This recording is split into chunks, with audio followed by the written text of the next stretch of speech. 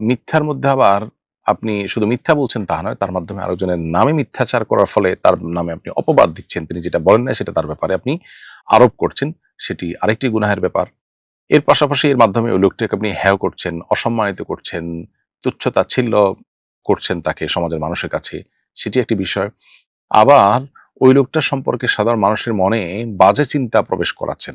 আপনার এই জঘন্য কর্মের কারণে আপনি ফটোকার্ডে বা তার উক্তি হিসাবে যেটাকে আপনি স্টাবলিশ করছেন, এর ফলে মানুষ ওই ব্যক্তি সম্পর্কে ভুল ধারণা পোষণ করে মানুষ গুনাহগার হবেন বা মানুষ ভুলের মধ্যে থাকবেন, বিভ্রান্তিতে পড়বেন। মানুষকে গোমরাহ করার, বিভ্রান্তিতে ফেলার যে গুনাহ সেটাও আপনার হবে যদি আপনি মুসলিম হয়ে থাকেন।